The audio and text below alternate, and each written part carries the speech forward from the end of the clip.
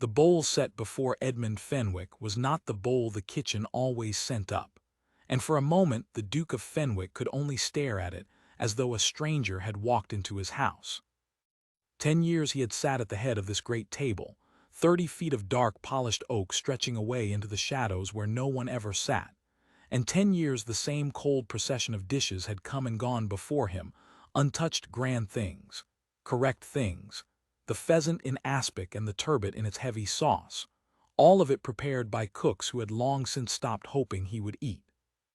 But this was a plain white bowl of broth, clear and gold and steaming, with a curl of steam rising straight up into the candlelight, and it smelled, God help him.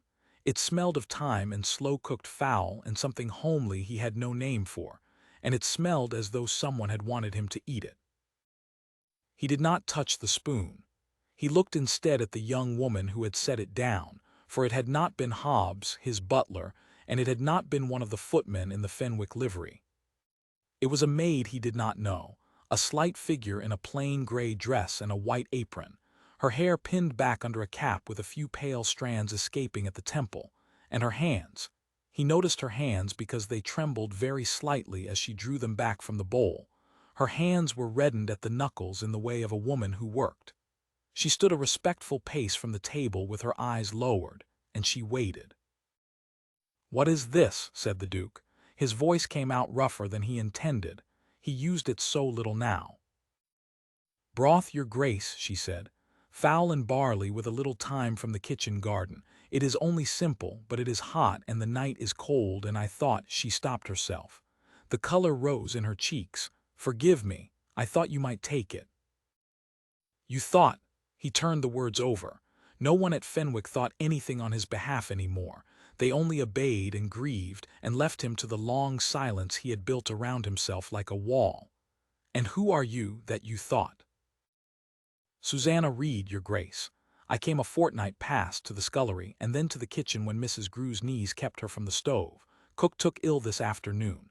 There was no one to send the supper up, so I made what I knew how to make." She lifted her eyes then only for an instant, and they were steady and gray and unafraid in a way that startled him, and then she lowered them again. "If it does not please you, I will take it away and trouble you no further."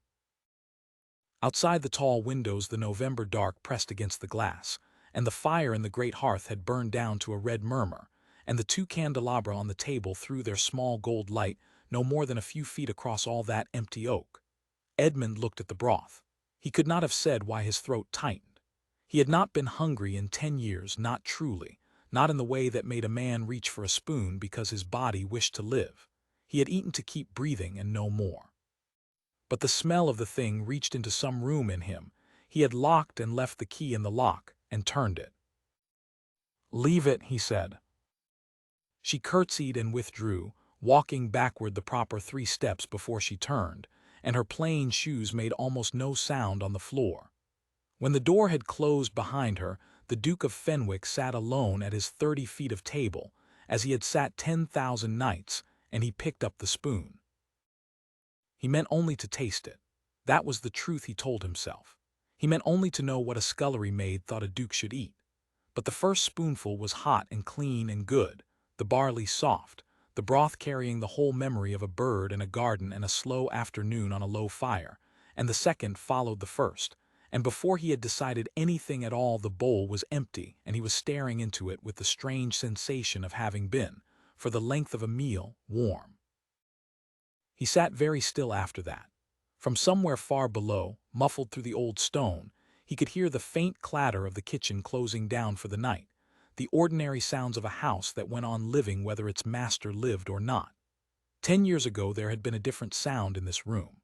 There had been Clara's laugh, and Clara's voice reading aloud to him while he pretended to attend to his letters, and Clara's small foot nudging his beneath the table when he grew too grave. 10 years ago this table had been full, not with guests. They had never cared for guests, but full with the two of them and the noise 2 happy people make, which is more than any crowd. And then there had been the winter of her long illness and the physician's grave face, and the morning the house had gone quiet and never truly spoken again. He had given the order himself in the raw days after. He would dine alone. He would keep her place. He would not sit down to that table with any living soul, for the only soul he had wished to sit with was gone from it forever. The servants had obeyed. They had obeyed for 10 years, and in 10 years no one had dared do what this gray-eyed girl had done, which was to imagine that the man at the head of the table was cold and hungry and might like some broth. Edmund set down the spoon. "Damn," he said softly to no one, and did not know whether he cursed the girl or himself or the ache that had woken in his chest and would not lie back down. He rang at length for Hobbs.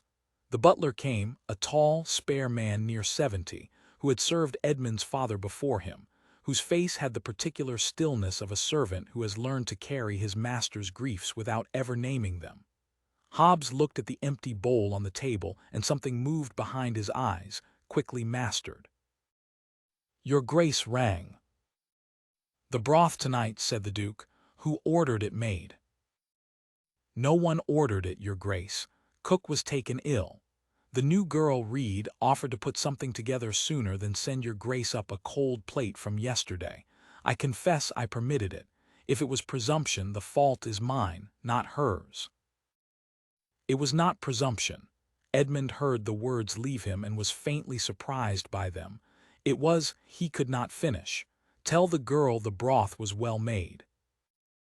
Hobbs inclined his head, and for one instant the old man's mouth almost moved, almost curved, before the long habit of gravity smoothed it flat again. "I shall tell her, Your Grace. Shall I clear?" "Yes." Edmund rose.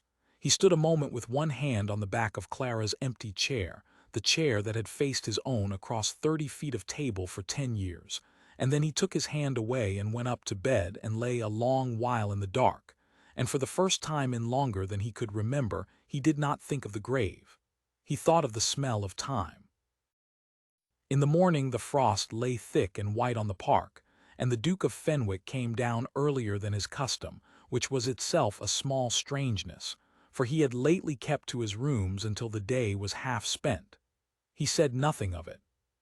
He walked out along the frozen gravel with his greatcoat buttoned to the throat and his breath smoking on the air, past the yews his grandfather had planted, down to the little ornamental water where the reeds stood stiff with ice, and he found that he was, without meaning to be, hungry. It was such a small thing. It was such an enormous thing. A man who has not wished to eat for 10 years does not easily forgive his own body for wishing to live. When he came in, his cheeks stung with cold and his mind was oddly clear, and he found Hobbs in the hall with the morning letters upon a salver. Edmund took them without looking. "Is Cook recovered?" "Not yet, Your Grace. The girl is managing the kitchen for the present, with Mrs. Grew to counsel her." "The girl," Edmund repeated. "Reed." "Susanna Reed, Your Grace." A pause. "She is a good worker, quiet. The other servants have taken to her." Edmund grunted and went to his study and did not read his letters. He sat at the desk where a decade of estate business had been transacted with a competence that came from doing a thing without caring whether it was done, and he stared at the frost-white window and thought about broth. It was absurd. He was the Duke of Fenwick, master of 11,000 acres and a name that went back to the Conqueror, and he had been undone by a bowl of fowl and barley. He told himself it was the illness that had upset the kitchen's order, nothing more, and that when Cook recovered the plain broth would give way again to the correct cold dishes, and the whole matter would sink back into the silence where all things at Fenwick sank.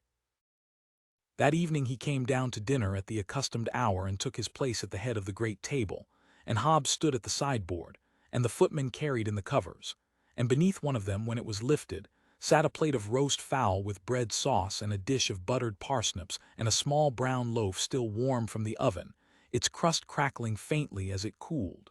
It was not a grand dinner. A country parson might have set it before a guest without shame, and no more. But every part of it had been made by someone who wished it to be eaten, and the Duke of Fenwick, who for 10 years had let the correct grand dishes go cold before him as a kind of penance, found that he could not let this one go cold. He ate the fowl.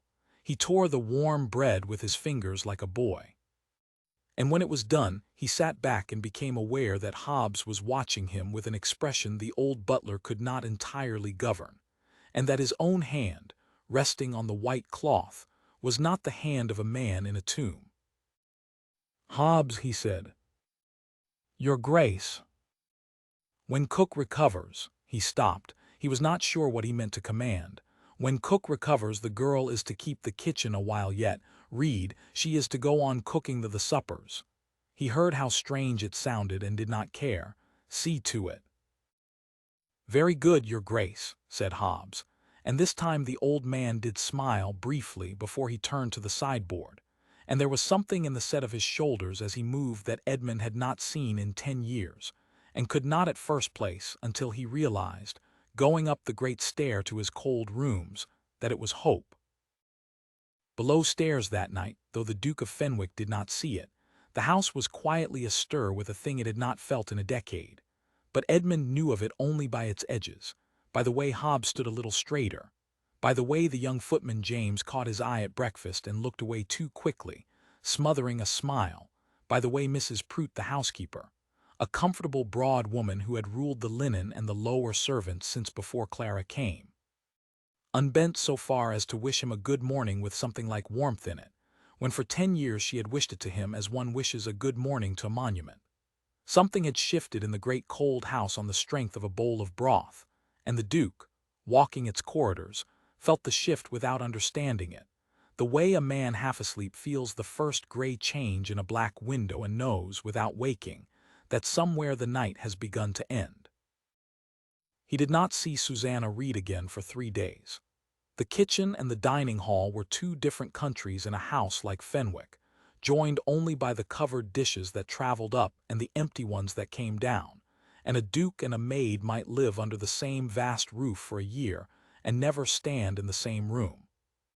But he tasted her 3 days running, a game pie one evening, the pastry short and golden and the gravy dark, with a few winter herbs, a dish of stewed apples and cream the next, plain as a nursery, that made his eyes sting for a reason he refused to examine. A supper of poached fish and a green sauce the third, and each night he ate, and each night Hobbs cleared an empty plate, and each night the old butler's careful face grew a shade lighter, until Edmund could bear it no longer, this being fed in the dark by a hand he could not see. On the 4th evening he waited until the covers had been carried in, and then he said, without looking up from the fowl, "Who carries these up?" "James, Your Grace, the footman." "Not tonight, have the girl bring it. Read." He felt the strangeness of it even as he spoke, a duke commanding that a scullery cook be sent to his table like a summoned minister, and he half expected Hobbs to point out the impropriety. But Hobbs only said, "As Your Grace wishes," and something in his voice suggested he had been waiting for this or hoping for it, and had merely wondered how long it would take. She came at the appointed hour with the covered dish held level before her, and set it at his place, and lifted the cover herself so that the steam rose between them, a shoulder of mutton this time, plainly roasted, with a dish of onions cooked slow and sweet, and small potatoes browned in the drippings. Edmund had thought he wished to say something to her when she came.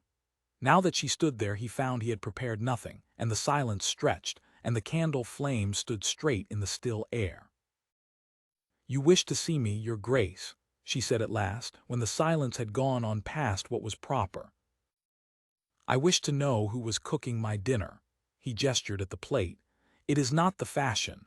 There is no made dish, no French sauce, nothing my mother would have owned before company." Susanna's chin came up a fraction. "No, Your Grace, I do not know the French sauces, I never learned them. My mother kept a farmhouse kitchen and then a small inn, and I cooked in both, and I know how to make a plain thing taste of itself, and that is all I know." She said it without apology, though her hands were folded tight before her apron. "If Your Grace wishes a French cook, there are agencies in town, and I shall go back to the scullery gladly and mean no offense by it." "Sit," said the Duke. The word surprised them both. Susanna did not move. "Your Grace." "You will not sit. Of course you will not sit. I forget myself." He passed a hand over his face. It had been so long since he had spoken to any person as though the words might be answered by a mind and not merely obeyed that he had lost the trick of it. "Stand, then. Tell me where you learned to make broth that tastes of a whole afternoon." And she told him, standing by the sideboard while his mutton cooled untouched, because he found he would rather listen than eat, of a farmhouse on the far side of the county, of a mother widowed young and a father she scarcely remembered, of the little in her mother had taken when the farm failed, the road-weary travelers who came in cold and went out warm, the trick of a good stock which was only time and patience, and the willingness to skim the pot 100 times. She told it plainly, without seeking his pity, and once she smiled at some memory of her own and forgot to be afraid, and the smile transformed her whole grave face, and Edmund looked at it the way a man long kept in a dark room looks at a lamp. Then she remembered herself, and the smile folded away, and she said, "But I run on, your grace. Your dinner grows cold." And he ate, and she stood, and neither of them said what had passed between them, which was the first real conversation the Duke of Fenwick had held in 10 years. He did not send for her every night. He was not a fool, and he knew a duke could not summon a cook to his table nightly without the whole house making of it a thing it was not. But 2 nights in the week, 3, he would say to Hobbs, "Have Reed bring it up," and the old butler would bow and see it done, and slowly, without either of them planning it, a custom formed. She would set the dish and lift the cover, and he would ask her something, how a thing was made, or whether the kitchen garden had come through the frost, or once, awkwardly, whether the servants below stairs were warm enough in this weather. And she would answer, standing, and sometimes she would forget to be a servant for a moment and simply be a woman speaking, and those were the moments he found himself waiting for through the long gray days. He learned things about his own house that a decade of grief had hidden from him. He learned that old Mrs. Grew, who had cooked for Fenwick 30 years, was near blind now and kept on out of Hobbs's kindness, and that Susanna did the heavy work and let the old woman believe she still directed it, seasoning by the old cook's memory so that Mrs. Grew might taste the pot and feel useful. He learned that James the footman was walking out with a housemaid named Bess and hoped to marry her when he had saved enough, and that the whole of the servants' hall knew it and teased them, and that there was, in short, a life going on beneath his floors, small and stubborn and full of ordinary hope, that had gone on all these years while he sat alone at his table like a stone in a river, and the water going around him.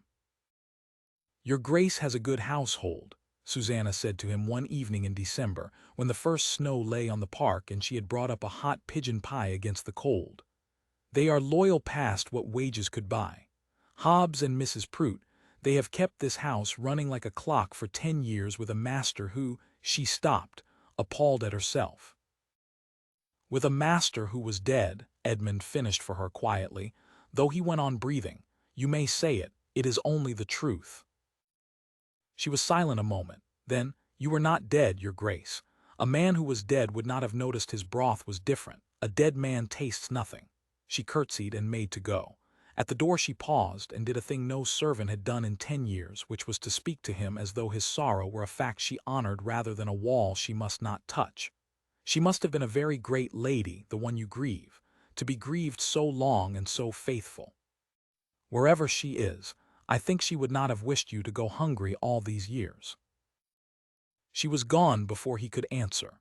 The Duke of Fenwick sat with his pigeon pie and found that his eyes were wet, and that the wetness did not shame him as it once would have, and that the ache in his chest had changed its character.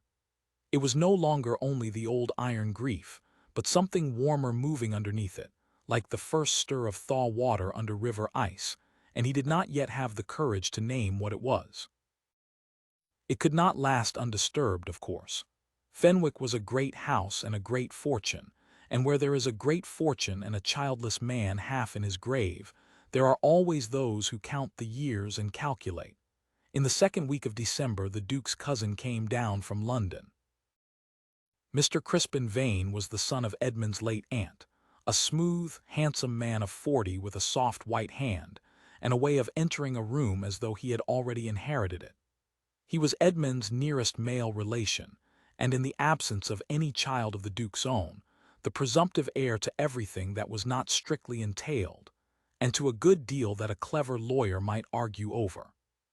He had visited perhaps twice in 10 years, brief calls of ostentatious sympathy, and Edmund had been glad to see him go each time. Now he came without invitation, in a hired chaise with a great deal of luggage, and installed himself in the best guest apartments, and was full of tender concern. "My dear Fenwick," he said, when they sat at last in the great dining hall that first evening, for Crispin had of course invited himself to dinner and Edmund could hardly bar his own cousin from the table, however little he wished the man beside him in that sacred cold room. "My dear fellow, you cannot know how it has grieved me all these years to think of you shut up here alone. Buried alive, one might almost say. It is not natural, it is not healthful. I have said to my friends 100 times, poor Fenwick, rattling about in that great house with no one to care whether he lives or dies." "I do well enough," said Edmund. "You are thin, you are pale." Crispin's soft eyes moved over him with an attention that pretended to be affection. "Forgive me, cousin, but I am the only family you have left, and it is my duty to speak plainly. You have let grief master you. 10 years, a decent year of mourning no man could object to, but 10 Edmund people talk. They say the Duke of Fenwick has lost his reason. They say he keeps a place laid for a dead woman and speaks to empty chairs." He shook his head sorrowfully. "I do not say it, but it is said, and it wounds me to hear it, and I have come down out of pure love to see how the matter truly stands, and whether anything can be done for you." Edmund said nothing, but he watched his cousin's soft white hand as it lay upon the white cloth, and he watched the way Crispin's eyes traveled around the great room, over the plate on the sideboard and the pictures in their heavy frames and the long table itself, cataloguing, appraising, and something in the old Duke that had been asleep for 10 years came half awake and wary, the instinct of an animal that scents another animal at the edge of its ground. Then the cover was lifted from the dish before Crispin, and there was Susanna's cooking a roast capon, plain and perfect, with a bread sauce and a dish of winter greens, and Crispin looked at it and his handsome face curdled.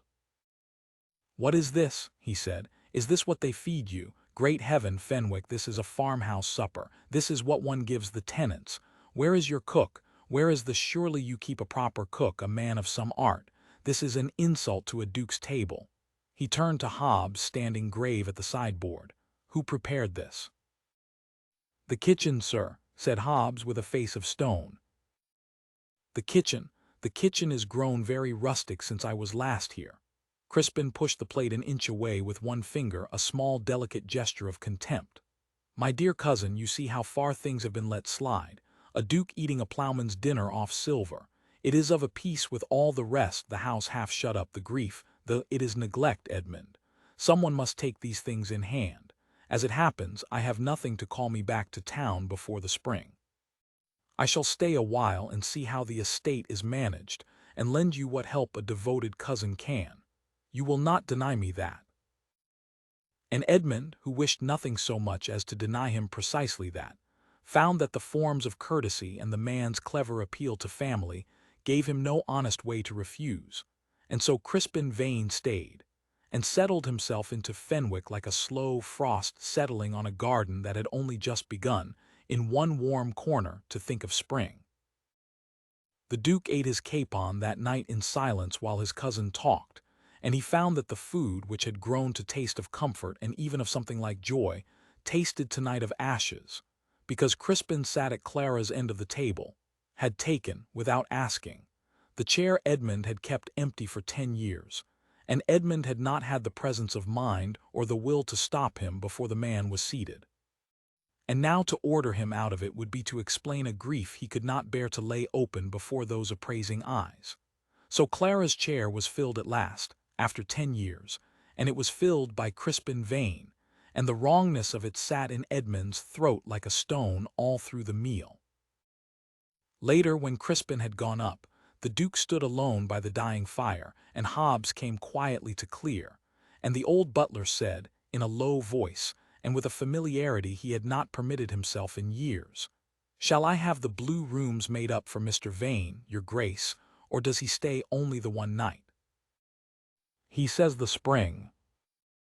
Hobbs's face did not change, but his hands paused over the plate. The spring, he repeated. Yes, your grace. You do not care for my cousin Hobbs. It is not my place to care or not to care for your grace's family, said Hobbs, which was as near to denunciation as the old man would ever come, and told Edmund everything. He gathered the plate and the covers and moved toward the door, and there he hesitated and turned. Your grace, I would only say the girl. Read. Mr. Vane was displeased with the dinner. He may make inquiries in the kitchen, being the sort of gentleman who likes to set things to rights below stairs. I would not wish her, he stopped, choosing his words with an old servant's care. She has done this house a great good, your grace, whether she knows it or not. It would be a pity if she were made to suffer for it. No one, said the Duke of Fenwick, and heard in his own voice a hardness that had not been there in 10 years, a thing waking up. No one is going to make that girl suffer for feeding me. See that she is protected, Hobbs. Whatever my cousin says below stairs, her place is safe while I am master here. Very good, your grace, said Hobbs, and there was a warmth in the two flat words that carried up the whole dark stair.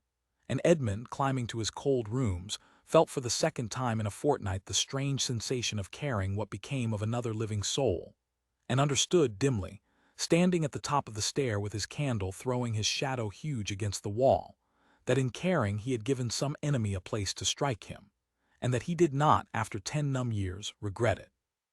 And that this, too, was a kind of coming back to life. Crispin Vane made himself busy.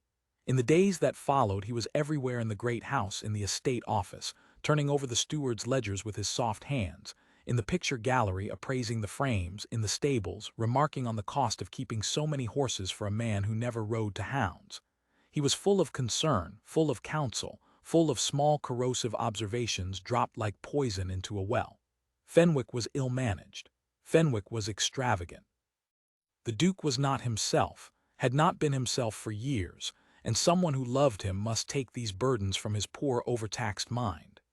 Edmund bore it because he did not know how to be rid of a guest who claimed the sacred rights of blood, and because a part of him, the tired old part that had wished for 10 years to be left alone, could not summon the will to fight. But he found the will in one matter, and it surprised him. When Crispin at dinner on the third night said idly, I have been thinking, cousin, that we ought to pension off that half-blind old woman in the kitchen and the rustic girl with her, and send to town for a proper cook. I know of an excellent Frenchman, lately with Lord Sarum. Edmund set down his knife with a small, deliberate click that stopped the sentence in his cousin's mouth. The kitchen stays as it is, said the Duke. Crispin blinked. My dear Edmund, the economy alone, a farmhouse cook for a ducal table. The kitchen stays as it is. He did not raise his voice. He had not raised his voice in 10 years and did not now, but there was iron under the quiet, and Crispin, who was a reader of men, heard it and smiled and let the matter drop. But Edmund saw the smile, and saw the man file the thing away, and knew he had shown his enemy exactly where his new-grown heart could be reached. It could not be helped. He would not have that girl sent off to please Crispin Vane, and if defending her told his cousin that she mattered to him, then his cousin might make what he liked of it. He thought about that a great deal in the days that followed the fact that she mattered to him. He examined it as a man examines a wound he does not remember taking. He was the Duke of Fenwick, and she was a cook of no family, and he had loved his wife with the whole of himself and buried that love in the same grave, and had meant to keep it buried till his own grave took him. And yet he came down to dinner now with something almost like eagerness on the nights he had said have Reed bring it up, and he was disappointed on the nights he had not, and he found himself, walking the frozen park in the mornings, composing things he might say to her, questions he might ask, and then discarding them as foolish and thinking of new ones. It was not, he told himself sternly, it was not what it had been with Clara. It could not be. That had been a marriage of equals, a girl he had known since they were both young, a love that had grown in its proper soil. This was, he did not know what this was. This was a warmth. This was the simple animal comfort of being cared for after 10 years of cold.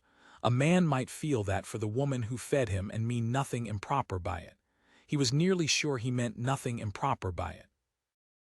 And then one evening she brought up a dish of stewed pears with a little cinnamon, and set it before him, and as she leaned to place the bowl her hand came near his where it rested on the cloth near, not touching, a hair's breadth of December air between her reddened knuckles and his own long fingers, and Edmund felt the nearness of her hand as though it were a coal held close to cold skin, felt every inch of the small distance, and did not move his hand away, and neither did she. For the space of one breath, too, before she straightened and stepped back, and the moment closed over like water, neither of them spoke of it. But going up to bed that night, the Duke of Fenwick admitted to himself, with the honesty that had begun to return to him along with his appetite, that whatever he felt for Susanna Reed, it was not the simple comfort of a fed man, and that he was, at nearly 40, after 10 years in the tomb of his own grief, in some danger of falling in love, and that the thought terrified him more than any threat his cousin could devise. He fled it as men flee such things into the past.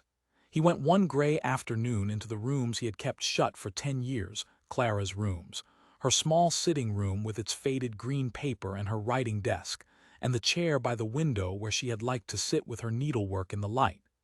Dust lay on everything, soft and gray and undisturbed. He had ordered these rooms sealed and had never once come back to them, and now he stood in the doorway with his heart hammering and made himself go in.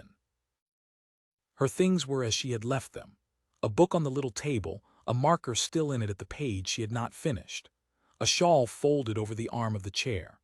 On the desk, a half-written letter to her sister in her small, neat hand, the ink long since faded to brown, the sentence broken off in the middle where the strength had gone out of her one afternoon and she had gone to lie down and had never come back to finish it. Edmund picked up the letter and read it, and it was full of small happy nothings, the garden, a book she was reading, a jest about him, about how her grave, dull Duke had laughed until he wept at some foolishness of hers, and would her sister believe it? He stood in the cold, dusty room and read his dead wife telling her sister that she had made him laugh, and he understood, standing there, a thing he had refused to understand for 10 years, that Clara had not loved him for his gravity, but in spite of it, that what she had prized in him, what she had labored all their marriage to draw out, was the warmth she swore was buried under all his ducal stone, and that in sealing himself into grief he had buried the very thing she loved, had made a monument of exactly the man she had spent her life trying to thaw. "You would be ashamed of me," he said aloud, to the dusty room, to the faded green paper, to the chair by the window. 10 years, Clara, 10 years I have made a cold house colder in your name, and you would have hated it. You would have thrown open every window in the place." His voice broke. "Forgive me. I did not know how to grieve you without becoming a stone. I did not know there was another way." He did not know how long he stood there, but when he came out at last, he left the door unlocked behind him for the first time in a decade, and he sent Mrs. Prout with 2 maids to air the rooms and lay a fire and dust the surfaces, gently, and to leave everything else as it was, not a tomb any longer, but a room that might be visited by the living. Mrs. Prout, receiving the order, looked at her master with wet eyes and could not speak, and only curtsied and hurried away. And Edmund understood that the old servants had grieved Clara too, had loved her too, and had been kept from their own mourning by a master who claimed all the grief in the house for himself and left them none. The house went on warming. It was a slow thing and a quiet thing, and much of it the Duke saw only at its edges, but he saw it. There was greenery in the hall at Christmas for the first time in 10 years, holly and ivy that the servants had brought in without being told, as though the house had given them silent leave. There was, one evening from the servants' hall far below, the faint sound of a fiddle and of feet, and Edmund, hearing it through the floors, did not send down to stop it as he might once have done, but stood at the head of the stairs and listened to his people making merry beneath him, and felt no anger, only a strange, sweet ache, the ache of a man standing outside a lit window in the snow who has begun, at last, to wish himself indoors. Susanna was the center of it, though she would never have claimed it and the Duke never said it to her. It was her cooking that had begun it, but it was more than the cooking, it was some quality in her, a warmth that asked nothing and gave much, that had drawn the frightened cold house around her the way cold hands draw to a fire. He heard of it in fragments. He heard that she sat with old Mrs. Grew of an evening and read to her, the old woman's eyes being too far gone for print. He heard that she had nursed the scullery boy through a fever, sitting up 2 nights. He heard that she had a way with Mrs. Prout, who was crusty with everyone and had softened even that flint. And he heard this from Hobbs, delivered flat and careful, that Mr. Vane had been below stairs asking questions about the new cook, where she came from, whether she had references, whether it was not strange, a girl of no family suddenly so much in the Duke's favor. Whether, and here Hobbs's flat voice went flatter still, whether there was anything improper in the master's interest in her.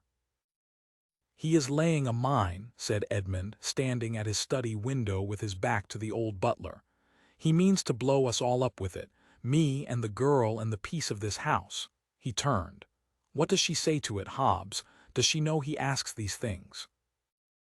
"She knows, your grace. Servants always know." Hobbs paused. "She said when James told her of it that she had done nothing to be ashamed of and that she would not creep about her own kitchen as though she had. But she is troubled, your grace. She fears for her place. A woman in her station has nothing but her good name in her hands, and Mr. Vane could take the first from her with a whisper and the second with a word to the agencies. She knows it. And she knows that whatever protection your grace gives her, forgive me, is itself the very thing Mr. Vane will use against her." Edmund was silent a long moment. Outside the snow was falling again, slow and steady, whitening the park, muffling the world. "Then I have endangered her," he said at last, "by valuing her. That is a bitter thing, Hobbs, that a man cannot show he cares for a soul without hanging a target on her back." "It is the way of the world, your grace, for those born low," said Hobbs, with the mild finality of a man who had watched it work for 70 years. "But there is another way to end it, if your grace will permit an old servant to say so. A whisper can only wound where a thing is hidden.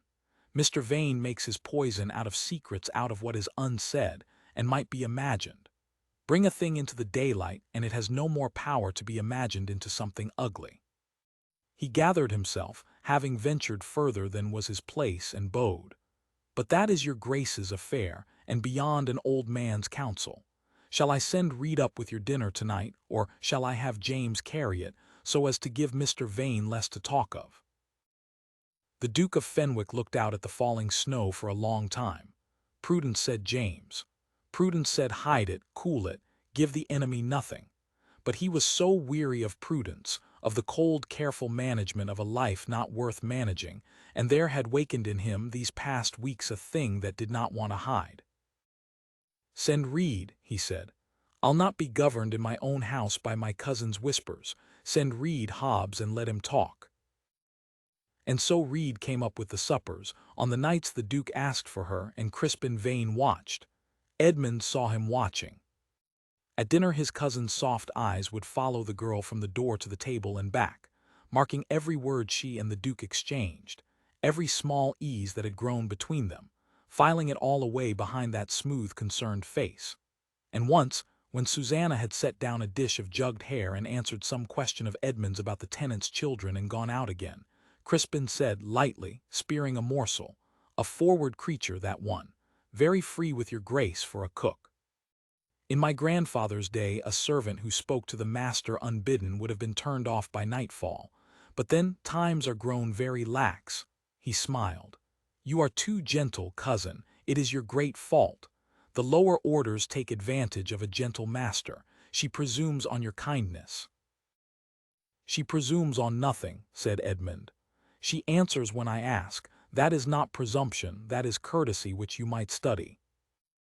Crispin only laughed and let it go, but Edmund saw that the barb had been meant to draw blood and to test where the blood ran, and that his cousin had learned what he wished to learn, which was that the Duke would defend the girl against the smallest slight, and that a man who will defend a servant against a slight has given a hostage to fortune.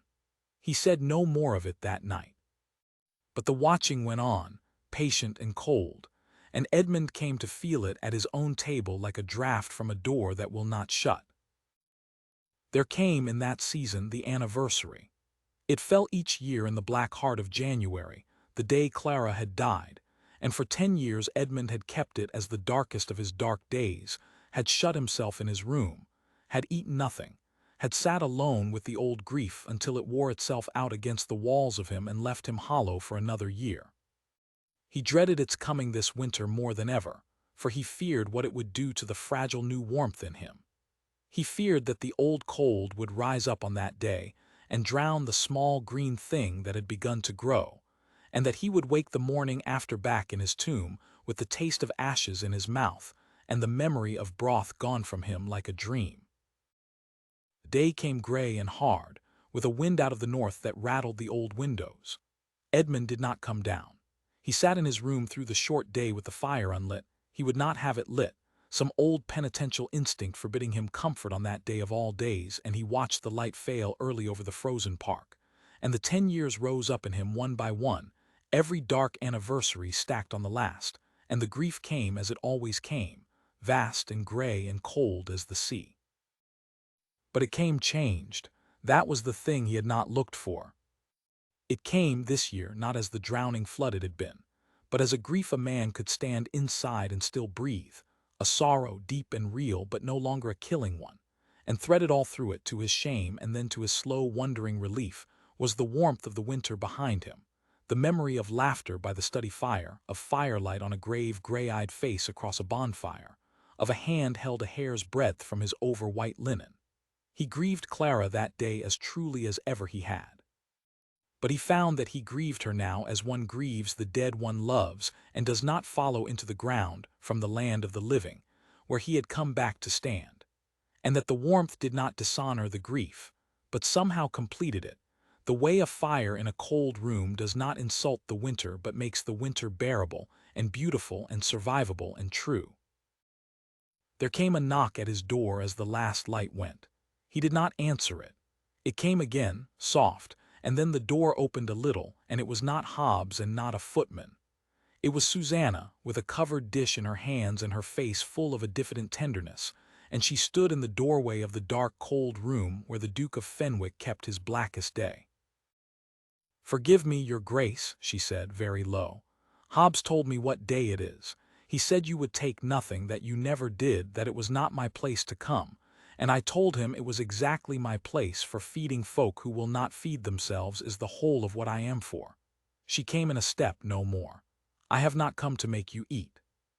I have brought only a little broth, the first thing I ever made you, fowl and barley and thyme, and I will leave it by the fire that isn't lit and go, and you may pour it out of the window if you like, and I'll never say a word. But a body should not sit alone in the cold and the dark on the day it lost the thing it loved most. My mother would not have allowed it, and I find I cannot either. That is all. That is all, your grace." She set the bowl on the cold hearth and curtsied and turned to go, and Edmund, out of the dark, out of 10 years of solitude on that day of days, heard himself say, in a voice thick and strange, "Stay." She stopped. "Light the fire," said the Duke of Fenwick. "I have kept it dark 10 years on this day as a penance, as though the cold could pay for her. I am tired of paying, Susanna. Light the fire, and stay a while, if you will. I do not think I can be alone with it tonight, not any more, not now that I have learned there is another way." And so, on the 10th anniversary of Clara Fenwick's death, for the first time, there was a fire lit in the Duke's room on that black day, and a bowl of broth eaten, and a woman sitting quiet in the chair across the hearth while the north wind rattled the glass. And Edmund talked haltingly at first and then freely, of Clara, of how they had met, of her laugh, of the foolish jests she used to make, of the garden she had planned that he had let go to seed, of the child they had hoped for and never had, of the long, slow winter of her illness and the morning she had died with her hand in his. He had never spoken of it. 10 years, and he had never once spoken of it to a living soul, had locked it all inside where it festered in the dark. And now it came out of him in the firelight, all of it, grief and love and guilt and the great unbearable tenderness of it. And Susanna Reed sat and listened, and did not once try to comfort him with easy words, only listened, which was the whole of the comfort, and now and then wiped her own eyes. And when at last it was all said, when the great weight of 10 years' unspoken grief had been laid down at last in the warm firelit room, Edmund felt lighter than he had felt since the morning Clara died, lightened, unburdened, mended in some deep place he had thought past all mending. "Thank you," he said, when the fire had burned low and the hour was very late and she rose to go at last. "I did not know a grief could be shared. I thought it was a thing a man carried alone or not at all. You have taught me otherwise, and I think you have saved my life a second time tonight, though you brought only broth." "Grief shared is grief halved, your grace," she said softly. "It is an old saying and a true one, and I am glad past telling that you let me carry a little of it. Good night." And she was gone, and Edmund sat by the dying fire with the empty bowl and understood that he had crossed some final water that night, that the anniversary, which had been for 10 years the black anchor holding him fast in the cold, had become instead the very night he was set free of it, and that the woman who had freed him was a cook of no family with 2 red hands and a warm heart, and that he loved her past all sense or station, and that whatever the world or his cousin might do, he would not, could not go back. Below stairs the life of the house went on, and Edmund heard of it and more, took a quiet joy in it. He heard that James and Bess had set their wedding for the spring at last, James having saved the sum he thought a married man should have, and that the servants' hall was full of the planning of it. He heard that old Mrs. Grew, whose sight was near gone, had been made easy in her mind by the Duke's own order for Edmund. Learning that the old cook lay awake nights fearing she would be turned off as useless and end in the parish workhouse, had sent Hobbs down to tell her plainly that she should have her place and her bed and her fire at Fenwick until the end of her days, useful or no, cook or no. For 30 years faithful service bought a great deal more than the parish could ever take away. He heard that the old woman had wept at the news and had said she could die easy now, and Edmund, hearing it, had turned to his window and been glad in a way that surprised him, for he had done nothing but be decent, and had forgotten, in 10 cold years, how good it felt to be decent, how warm a small kindness left a man who did it. And he saw, without ever intruding on it, how Susanna was the quiet sun the whole below-stairs world had begun to turn around. It was not that she ruled them. She ruled nothing and sought to rule nothing. It was that she warmed them as she had warmed him, simply by the fact of caring whether they were cold. Mrs. Prout, the housekeeper, crusty and hard these 30 years, had softened to her. The frightened scullery boy adored her. Even Hobbs, who unbent to no one, had taken her under a kind of grave old man's protection, as though she were the daughter the old bachelor had never had. The house that had been a cold machine of correct service for 10 years had become, quietly, a home, and its heart was a gray-eyed cook, and Edmund knew it, and knew too that his cousin knew it, and that in the cold calculating mind of Crispin Vane the girl had ceased to be a mere annoyance and become the thing to be destroyed, because she was the thing that had brought the dead Duke back to life, and a living Duke who might yet marry and get an heir was the ruin of every hope Crispin had. He came upon them together once, unseen, Susanna and old Mrs. Grew, in the passage outside the still-room, the young woman guiding the blind old one along by the arm with an endless patience, describing to her the things she could no longer see, the frost on the window, the color of the winter sky, the way the light fell. Edmund stood in the shadow of the doorway and watched and did not let himself be seen, and something in the plain, unwitnessed kindness of it, kindness done for no reward, with no one to praise it, only because the doer could not help but do it, went into him like a blade of pure sweetness, and he thought, that is the woman. That is the whole of her, right there, and no title on earth could make her finer than she is, guiding a blind old cook down a cold passage because there is no one else to do it and she cannot bear that it be left undone.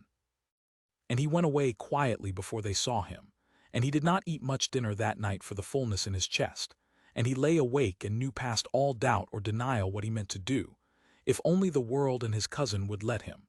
And he began, lying there in the dark, to be afraid in a new way, not for himself, but for her, because he had seen his cousin's eyes, and he knew that a patient, cold man denied everything else will go at last for the softest thing his enemy loves. The snow held for a week, and in that shut-in white silence the great house drew closer around its small, warm heart, and the Duke of Fenwick, almost against his will, drew closer too. He came down to dinner now not as a man performing a penance, but as a man who had somewhere to be. On the nights Susanna brought the covered dish he had learned to make her stay a little a question about the kitchen garden under the snow, about the tenant's children who came to the back door for the broth she made too much of on purpose, about her own mother, dead these 3 years, whom she spoke of with a plain, unshowy love that Edmund found he envied. He told her things in turn, small things at first and then not small. How his father had been a hard, cold man, and the house a hard, cold house before Clara came into it and warmed it. How her death had frozen it worse than his father ever had. How he had believed these 10 years that to stop grieving would be to lose her a second time. "That is not so, your grace," Susanna said to that, standing by the sideboard with her hands folded, the firelight on her grave face. "When my mother died I thought the same, that to laugh again, to be happy again, would be to forget her, and that I owed it to her never to forget. And then one day I was making her bread, her receipt, that I'd made 1,000 times at her side, and I found I was singing over it, the way she used to sing, and I stopped, ashamed. And then I understood that the singing was not forgetting her. The singing was her. She lived in it. Every loaf I make her weigh, every time I feed a cold traveler because she taught me a warm kitchen is a Christian thing, she is not lost while I do that. She is passed on." Susanna looked at him steadily. "I think your lady is not lost either, your grace, while there is warmth in this house. I think you have been keeping her memory in the coldest room you own, when all along she was in the kitchen fire, and the holly in the hall, and the fiddle below stairs. Grief that makes a house warmer honors the dead. Grief that makes it colder only buries them again." The Duke of Fenwick could not answer her for a moment. She had said, in her plain kitchen wisdom, the very thing he had come to alone and trembling in Clara's dusty sitting-room, and to hear it from her, standing there in her gray dress with the fire on her face, was to feel a thing settle in him that had been loose and aching for 10 years, like a bone long out of joint slipping quietly home. "Where did you learn to be wise, Susanna Reed?" he said at last low. "I am not wise, your grace." The color came into her cheeks. "I only know kitchens and the people who come cold into them. It is the same thing over and over. A body comes in frozen. You feed it and it thaws. That is the whole of my learning." She curtsied and took up the empty dishes, but at the door she paused and did not look at him and said very quietly, "I am glad your grace is thawing. The whole house is glad, whatever comes of it." And she was gone before he could ask her what she meant by whatever comes of it, though he lay awake a long time turning the 4 words over, and the warmth in them, and the fear. For she was right to be afraid, and so was he, because Crispin Vane had not been idle in the shut-in week of snow. He had written letters, and on the first day the roads cleared, a carriage came up the long drive through the melting slush and deposited at Fenwick's door a stranger, a Dr. Marrow of London, a physician of the modern kind, all watch-chain and grave professional sympathy, who had come, Crispin explained smoothly over dinner, purely out of a cousin's loving concern for the Duke's health. "You have not been well, Edmund," Crispin said, with his soft eyes full of counterfeit tenderness. "Anyone can see it. The years of solitude, the strange habits, the melancholy. I could not rest, knowing you here alone with no one to look to your mind. Dr. Marrow is the first man in London for cases for nervous complaints, for melancholia, for the disorders of grief. I begged him to come. He asks only to sit with you a while to talk, to satisfy himself and me that all is well. Surely you will not refuse your own cousin so small a comfort." Edmund looked from the oily cousin to the grave physician and understood, with a cold clarity that cut through everything, exactly what was intended. He was not so far out of the world that he did not know what it was worth, in law and in fact, to have a duke declared of unsound mind. A physician's word, a compliant magistrate, a commission of lunacy, and the management of Fenwick and all its revenues would pass to the nearest capable relation, which was to say to Crispin Vane, and the Duke himself would be kept as a well-fed prisoner in his own house, tended, humored, and stripped of every power. The empty chair kept 10 years for a dead woman.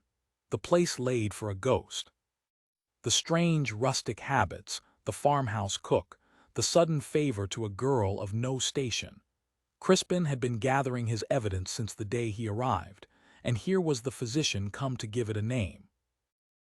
"Talk to me then, Dr. Marrow," said the Duke of Fenwick, and his voice was very steady. "By all means, let us talk." They talked the next morning in the study, the physician gentle and probing, and Edmund understood that every word was a trap and answered accordingly. Did his Grace keep a place laid at table for his late wife? He did not. He had kept her chair empty a while, as any grieving man might, and it stood empty no longer. Did his Grace speak to persons not present? He did not. Did his Grace suffer from strange fancies, from melancholy, from a disorder of the appetite? "I suffered from all of them, Dr. Marrow," said the Duke, meeting the man's eyes, "for 10 years after my wife died. I grieved past all reason and past all health, and I do not deny it, and if you had come here a 12-month ago you might have written what my cousin wishes you to write, and no honest man could have gainsaid you. But I am mending. I eat. I walk. I attend to my estate. I have this very winter begun to come back to the world. You have come, sir, not to find me mad, but to find me well, a fortnight too late for my cousin's purpose, and I think you are too honest a man not to see it."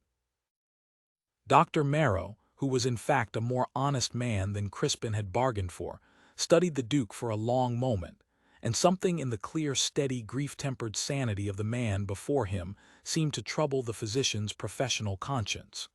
"You are frank with me, your Grace. I have nothing to hide. That is my whole defense, and I know it is a poor one against a determined man, for madness is the one charge a sane man cannot easily disprove. The more calmly he denies it, the more the denial may be read as cunning." Edmund leaned forward. "But I will tell you what has mended me, Dr. Marrow, since you are here to judge my mind. It was not physic, it was a simple thing. Someone in this house looked at a cold, half-dead man and thought he might like a bowl of hot broth, and made him one, and had the courage to carry it up herself. That is all. 10 years of physicians could not have done what one bowl of broth did, made by a hand that cared whether I lived. If that is madness, sir, then I hope never to be cured of it."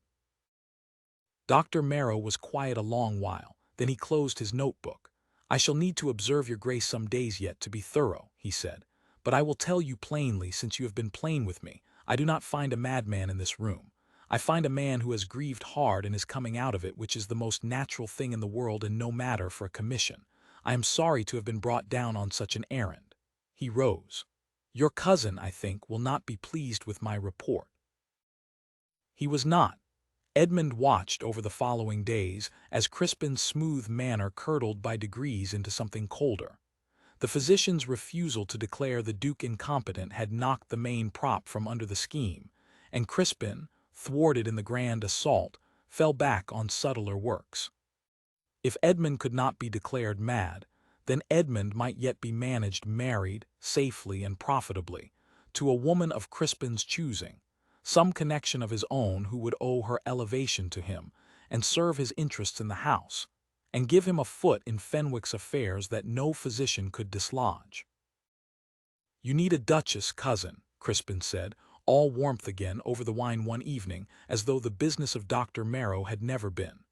"It is what has been wanting all along, I see that now. Not a keeper, a wife.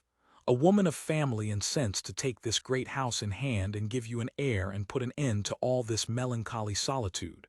I know just the lady. Miss Prudence Halloway, you'll recall her mother, a Fanshawe, excellent people, and Prudence herself is handsome, well-bred, and of an age to still well. I have taken the liberty of writing to them. They would be honored to visit. It is time, Edmund. It is past time. A duke owes it to his name." And Edmund, listening, understood that his cousin had merely changed weapons, and that the new one was aimed, though Crispin did not yet say her name, straight at the heart of the thing he most wished to protect. For a well-born duchess installed at Fenwick would have every reason in the world to be rid of a gray-eyed cook whose plain suppers had somehow become the most important thing in the master's day, and every power to do it. Crispin had found the softer flank at last. He could not take the estate by law, but he might take it by marriage, and sweep the kitchen clean in the doing, and dress the whole thing up as a cousin's loving care. "I will not be married to serve your ends, Crispin," said the Duke quietly. "My ends," Crispin pressed a hand to his breast, wounded. "My ends are your welfare, cousin, and the good of the name we share. But we need not settle it tonight. Only meet the lady. Surely you will not refuse to meet a lady." And that Edmund found was the cruelty of his cousin's method, that each step was so small, so reasonable, so impossible to refuse without seeming the churl or the madman, that a man might be walked step by reasonable step to the edge of a cliff and only see the drop when it was under his feet. He agreed to nothing, but he did not forbid the visit either, for he could find no words that would not sound, to any ear but his own, like the ravings Dr. Marrow had declined to certify. And so Miss Prudence Halliway and her mother were written to, and a date was set, and the net drew tighter around the warm, small heart of Fenwick, and the Duke lay awake that night and knew that the cold season was not over yet, whatever the thaw had promised, that a hard reckoning was coming, and that the woman most in danger from it was the one who had least deserved it and had done nothing but be kind. There came, before the reckoning, a handful of days that Edmund would remember all his life as the sweetest he had known since Clara died. A false dawn, though he did not know to call it that while it lasted, for a false dawn is only known for false once the dark comes back. It began with the frost fair. The little river at the foot of the park froze hard that January, harder than in living memory, and the tenants and the village had it that a body might walk clear across, and there was to be skating and hot chestnuts and a bonfire on the bank on 12th night. Time out of mind, the Duke of Fenwick had taken no notice of such things. But Susanna, bringing up his supper on the eve of it, mentioned it in passing, that the kitchen was to send down the great copper of spiced ale and a quantity of seed cake for the tenants, that James and Bess were to skate, that even old Mrs. Grew was to be wheeled down in a chair to sit by the fire and hear the merriment, and something in the plain gladness of her telling made the Duke say, before he had thought better of it, "I shall come down to it." Susanna's hands went still on the dish. "Your Grace." "To the frost fair, on the bank, I shall come down." He heard how strange it sounded, and how strange it was, for he had not shown himself to his own tenants at any gathering in 10 years, and had become to them a kind of legend, the grieving Duke shut in his cold house. "It is my river, they are my people. It is past time I stood among them at a fire." He looked at her. "You will be there." Yes, your Grace, to see to the ale and Mrs. Grew." "Good," said the Duke, and did not say more, but the word carried more than it should have, and she heard it, and the color came into her face, and she went out quickly, and Edmund sat over his cooling supper smiling at nothing, like a boy. He came down to the frost fair the next evening in his greatcoat with his breath smoking, and there was a moment when the tenants saw him and a silence fell, an old awe and an old wariness, the Duke come among them like a ghost. And then old Tom Ferris, who had farmed Fenwick land man and boy for 50 years and feared nothing, stumped up to him and said, "Evening, your Grace." Cold enough to freeze the tail off the devil, begging your Grace's pardon. And the Duke laughed aloud in the cold air, by the fire, before all his people, and the sound of it seemed to break some spell. And the fair closed warm and easy around him, and he stood among his tenants at the bonfire with a cup of Susanna's spiced ale in his hand, and felt the 10 cold years fall away from him like snow off a roof in a thaw. He watched her across the fire. She did not know he watched, or she pretended not to. She was busy with the great copper of ale and with settling old Mrs. Grew in her chair with a rug over her knees, and with a knot of tenants' little ones who had gathered at her skirts, because children always gathered at Susanna's skirts, and she was ladling out something warm for them and laughing at their frozen red faces. The firelight was on her, and her breath smoked, and a few strands of pale hair had come loose from her cap and lay against her cheek, and Edmund stood across the bonfire in the dark and cold, with his cup going cold in his hand, and looked at her and knew, with a plainness past all denying now, that he loved her. Not the warmth of being fed, not gratitude. Love, the whole reckless, impossible thing, a duke for a cook, 10 years a widower and struck through the heart at last by a woman ladling ale for tenants' children in the firelight. He loved her, and it was hopeless, and he did not care that it was hopeless, and the not caring was itself the surest sign of how far gone he was. She looked up then and caught him watching across the fire, across the cold air, and neither of them looked away. It went on too long to be nothing. Her lips parted as if she would speak, though she was too far to be heard, and the firelight leapt between them, and one of the little ones tugged her apron and broke it, and she bent to the child, and Edmund breathed out a long plume of frost and understood that whatever he felt, she was not indifferent to it, and that this was at once the most wonderful and the most dangerous fact in the world. He walked home over the frozen park under a sky thick with stars, and he did not feel the cold at all. The sweetness held a few days more. There was an evening he would keep like a coin in his pocket the rest of his life. A night when Crispin had ridden to a neighbor's and the house was theirs, and Susanna brought up not only his supper, but, at his awkward asking, stayed to share a pot of tea by the study fire. She in the chair opposite, stiff and proper at first, and then, as the fire warmed them and the talk ran on, easier, until she was telling him of her mother's inn and the travelers who came through it, mimicking a fat curate who had once eaten 11 of her mother's ham pasties and disputed the reckoning. Until the Duke of Fenwick laughed until he had to set down his cup, laughed the way Clara's letter said he used to laugh, until he wept with it, and Susanna laughed too, and for an hour there was no Duke and no cook in the room, only a man and a woman by a fire, warm and easy and happy, and Edmund thought that this was the thing he had lost. This was what she had meant, his Clara, when she wrote that he could laugh. He had only forgotten there was anyone left in the world who could make him. When Susanna rose to go at last, guilty at the lateness, he rose too, and they stood a moment close in the firelight, and he wished God how he wished to take her reddened, work-worn hand in his, and did not because he was a duke and she was in his employ and a hair's breadth from ruin already, and to reach for her would be to make true every ugly thing Crispin whispered below stairs and to put her in his cousin's power entire. So he did not touch her. He only said low, "Thank you, Susanna." Not for the tea, for Anne could not finish, and she said, "I know, your grace," very softly, "I know," and their eyes held. And then she was gone, and the study was very quiet, and Edmund stood by the fire a long time and let himself, for once, simply be glad. It could not last, and it did not. The false dawn broke on the day the Halloways came.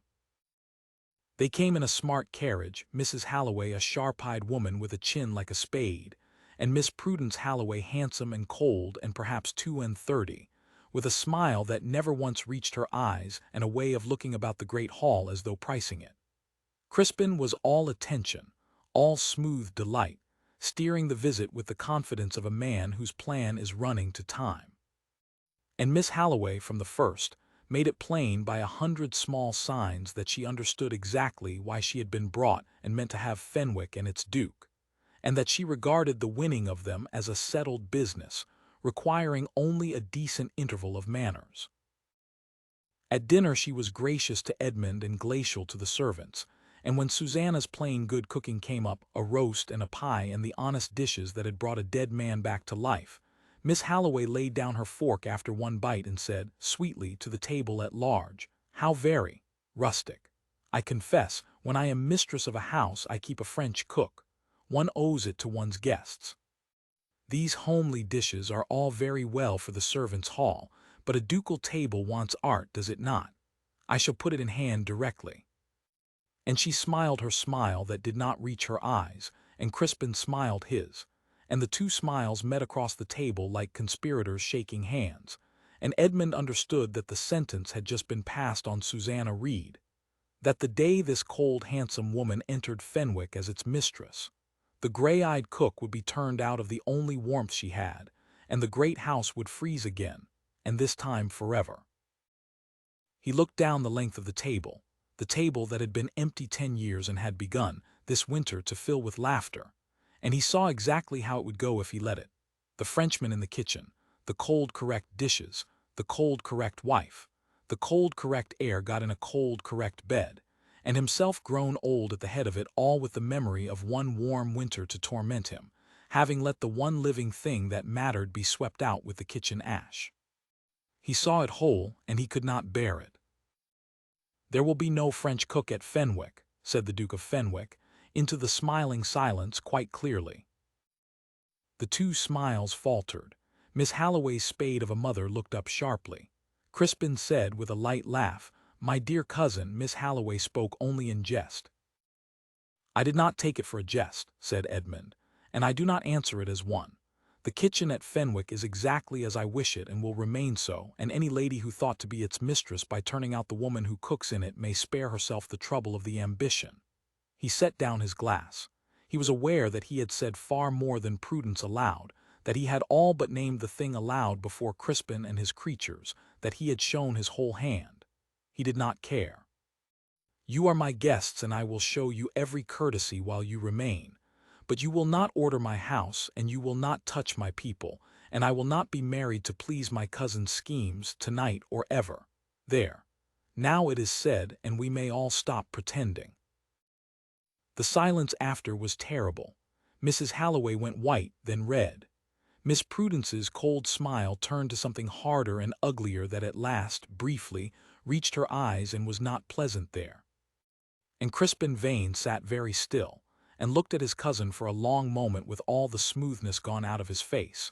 And what was left underneath, in that unguarded instant, was pure cold calculation and pure cold hate.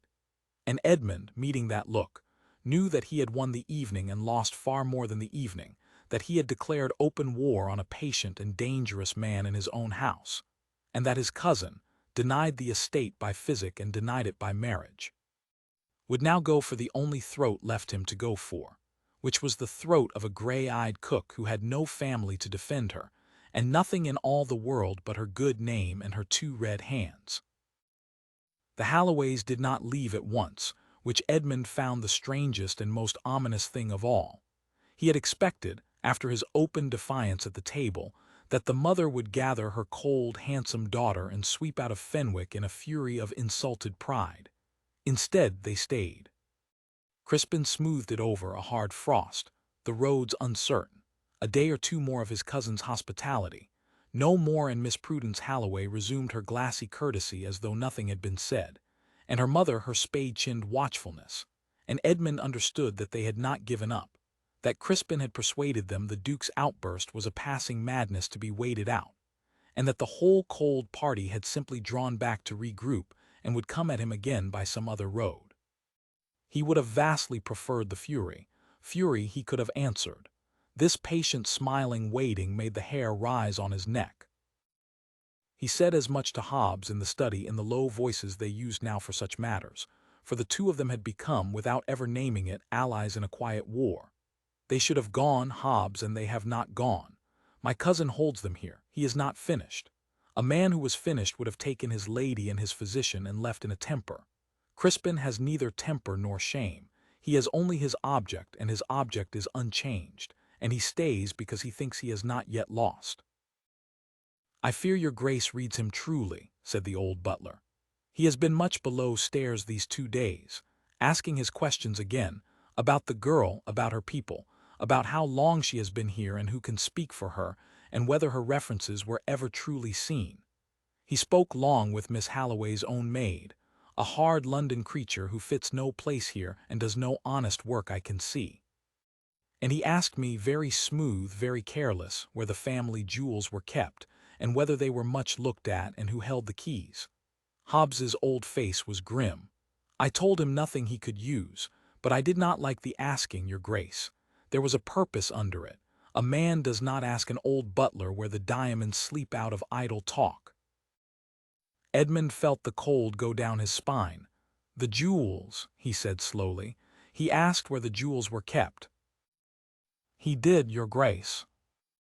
The two men looked at each other, and neither said the thing they both saw, because it was too ugly to say aloud and because saying it would not stop it.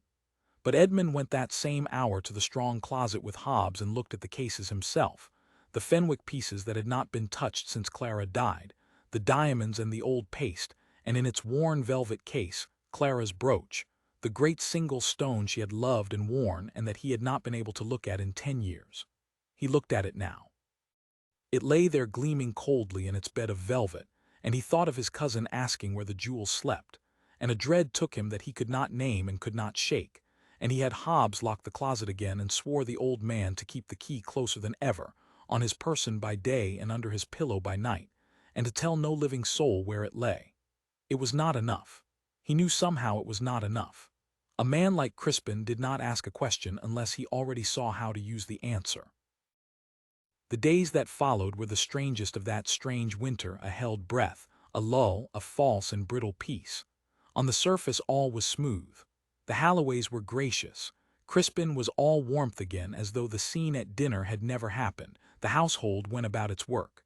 But underneath, Edmund felt the whole house drawn tight as a bowstring, and he was not the only one to feel it. The servants felt it. Susanna felt it. He saw it in her face when she brought up his supper now. A wariness that had not been there before, a shadow of fear behind the gray eyes, and it wrung his heart. For she had done nothing, nothing at all, but be kind to a cold man, and she was afraid, and she was right to be afraid, and he could not protect her from a blow he could not see coming. He tried once clumsily to warn her. "Susanna," he said one evening when she had set down the dish and made to go, "my cousin, and the woman he brought and her maid, be careful of them. Do not be alone with them. Do not take anything from their hands, nor go into their rooms, nor let them send you on errands. If any of them speaks to you, let it be before a witness, before Hobbs, before Mrs. Prout, before James. Do you understand me?" She went still and looked at him, and he saw that she understood far more than he had said. "You think they mean me harm, your grace." "I think my cousin means me harm," said Edmund, "and cannot reach me, and so may reach for what is nearest me. I will not let them touch you, I swear it. But be careful all the same. Guard your name as you would guard your life, for a poor woman's name is her life, and there are those under this roof who would take it from you if they could, and dress the theft up as justice." "I have nothing to hide, your grace," she said, low, "and nothing to be ashamed of, and I will not creep about as though I had." And here her steadiness wavered just for a moment, and the fear showed plain. "But I am afraid. I will own it to you. I have been afraid since the London gentleman came. He looks at me the way a cat looks at a bird, all patience. I do not know what he means to do. But I know he means to do it, and I know I have no family to stand for me, and no money, and nothing at all but my 2 hands and my good name, and I know how little those weigh against a gentleman's word." Her chin came up. "I am not sorry, though. Whatever comes, I want your grace to know that. Whatever they do to me, I am not sorry I made you that broth. I would do it again tonight. A body that will not warm itself, you warm it and let the cost fall where it falls. My mother taught me that, and it is the truest thing I know, and I'll not unlearn it to save my skin." The Duke of Fenwick looked at her across the ancient table in the candlelight, this woman of no station who had more courage and more honor in her than the whole cold scheming pack of his well-born guests, and he came within a breath of telling her everything then, of asking her, there and then, to be his wife, of putting the whole matter beyond his cousin's reach at a stroke. But he did not. He held back, and afterward he cursed himself for holding back, for the words that would have shielded her. But he held back because he saw that to speak them then, with the house full of his enemies and her defenseless and afraid, would be to hand Crispin the very story he wanted, the Duke bewitched, the cook scheming for a coronet, the whole ugly lie made to look like truth. And because he wanted, when he asked her, to ask her free and clear in the daylight and not in the dark with the wolves at the door. So he only said, "You are the bravest soul in this house, Susanna Reed, and the best, and I will not forget what you have said, not ever," and let her go, and watched the door close behind her, and sat alone at his table with a dread in him like a stone. It was the next night that he could not sleep. Some presentiment kept him from his bed, and he rose and threw on a dressing gown, and went down through the dark sleeping house with a candle, meaning only to walk off the black mood in the long gallery, as he had used to do in the worst of his grieving years. And it was there, in the cold gallery under the painted eyes of 600 years of Fenwicks, that he came upon a thing he was not meant to see. A light, small and moving at the far end of the passage that led toward the housekeeper's rooms in the strong closet, a shielded candle, carried low, and behind it 2 figures close together, whispering. He drew back into the shadow of a great cabinet and stood very still, his own candle blown out, his heart slamming. He could not hear the words.